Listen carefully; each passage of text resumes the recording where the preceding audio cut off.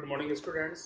Class 12th, जैसा कि हमने कल पढ़ा कि आपका जो पद्य भाग है उसमें लेसन नंबर 4 है कैमरे में बंद अपाहिज, और जिसके बारे में सारांश मैंने आपको कल बताया कि जिस प्रकार से जो मीडिया है वो अपने आप को शक्तिशाली मानती है। कब यहाँ पे रघुवीर सहाय का विश्वास है कि समाज में शक्तिशाली व्यक्ति हैं, उनका ये दायित्व होना चाहिए कि समाज के अंदर समानता में मदद करे, समाज में समानता स्थापित करने में मदद करे। लेकिन ऐसा होता नहीं है। मीडिया जो वर्तमान में सिर्फ कुछ हद तक संवेदनशील हो चुकी है और अपने कार्यक्रम की टीआरपी, अपने कार्यक्रम की लोकप्रियता को बढ़ाना ही जिन्होंने अपना मकसद समझ लिया है, उन पे व्यंग्य करते हुए कवि यहाँ पे कहते हैं।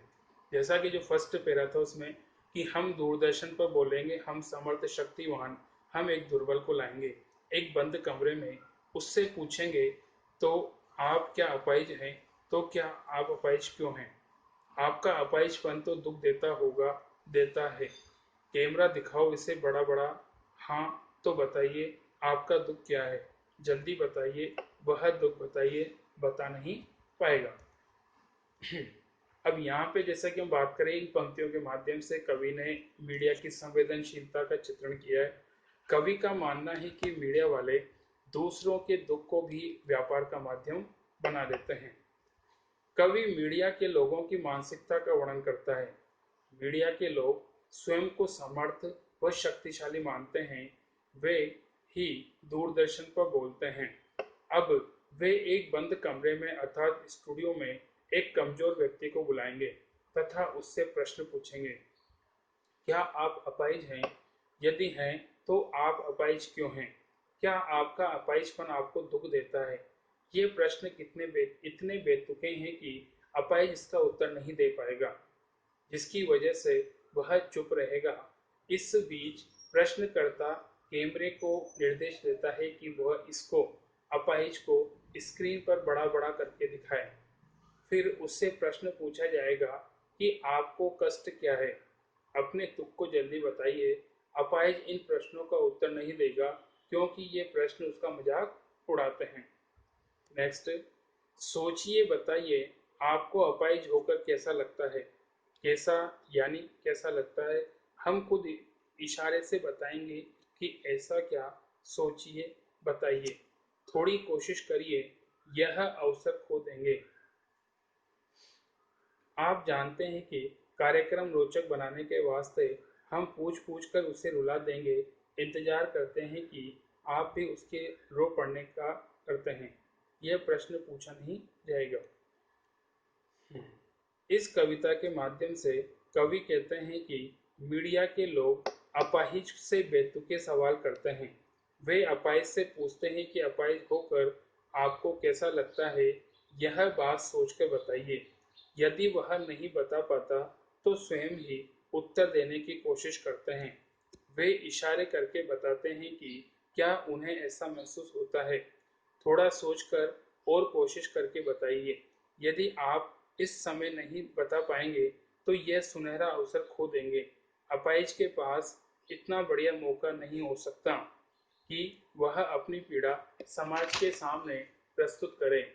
मीडिया वाले कहते हैं कि हमारा लक्ष्य अपने कार्यक्रम को रोचक बनाना है और इसके लिए हम ऐसे प्रश्न पूछेंगे कि वह रोने लगेगा।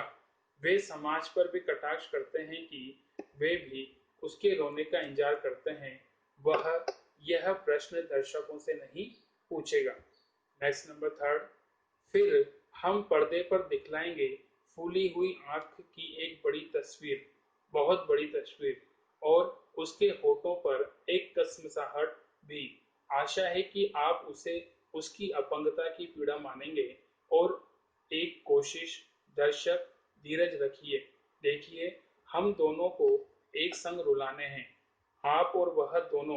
कैमरा बस करो, नहीं हुआ रहने दो, पर्दे पर वक्त की कीमत है, हम मुस्कुराएंगे, अब मुस्कुराएंगे हम। आप देख रहे हैं कि सामाजिक उद्देश्य से युक्त कार्यक्रम, बस थोड़ी सी कसर रह गई, धन्यवाद। यहाँ पे जैसे कि हम बात करें कि कबीर सॉरी हम ये कहते हैं कि कवि ये कहते हैं कि दूरदर्शन वाले अपाहिज का मानसिक शोषण करते हैं। वे उसकी फूली हुई आंख की तस्वीर को बड़ा करके पर्दे पर दिखलाएंगे। वे उसके होठों पर होने वाली बेचैनी और कुछ न बोल पाने की तड़प भी दिखाएंगे। ऐसा करके वे दर्शकों को उसकी पीड़ा बताने की कोशिश करेंगे। वे कोशिश करते हैं कि वह रोने लगे। साक्षात्कार लेने वाले दर्शकों को धैर्य धारण करने के लिए कहते हैं। वे दर्शकों और अपाहिज दोनों को एक साथ रुलाने की कोशिश करते हैं। तभी वे निर्देश देते हैं कि अब कैमरा बंद कर दो।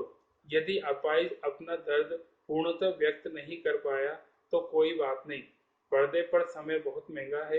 इस कार्यक्रम के बंद होते ही दूरदर्शन के कार्यरत सभी लोग मुस्कुराते हैं और यह घोषणा करते हैं कि आप सभी दर्शक सामाजिक उद्देश्य से भरपूर कार्यक्रम देख रहे थे। बस थोड़ी सी कमी रह गई कि हम आप दोनों को एक साथ नहीं रुला पाए।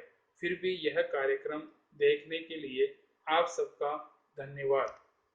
इस प्रकार हम ये देखते हैं कि यहाँ पे मीडिया का जो दायित्व है, वो मीडिया का दायित्व अब सिर्फ अपने लोकप्रिय कार्यक्रम बनाने और अपने कार्यक्रम की लोकप्रियता को और अधिक बढ़ाने, इसी पे जाता है। वो अपना ध्यान उस व्यक्ति की अपंगता या उसके दुख को दूर करने या उसके दुख में दुख बांटने में उसकी मदद करना अपना दायित्व नहीं समझता। उनका मकसद है कि वो ऐसा कार्यक्रम लोगों के समक्ष रखे जिससे लोग दुखी हो, वो और साथ में दर्शक दोनों साथ साथ रो पड़े। और दोनों का रोना ही यहाँ पे हम कह सकते हैं कि इस कार्यक्रम की टीआरपी या इस कार्यक्रम की जो लोकप्रियता है उसको और अधिक बढ़ा देगा। इसलिए यहाँ पे उसके कार्यक्रम को बढ़ाने के लिए जो भी उपाय हो सकते हैं वो उन्होंने करके दिखाए। और फिर भी अंत में उनका एक ही विचार है कि वक्त पर समय कह सकते हो कि वक्त की कीमत होती है। अगर कोई समय का अवसर नहीं उठा पाता तो वो उसकी कह सकते हो कमी रह गई। और यहाँ पे भी ऐसा होता है कि समय पूरा होते ही वो अपने कार्यक्रम को वहीं पे छोड़ देते हैं। उस व्यक्ति के दुख से उनका कोई लेना देना नहीं होता।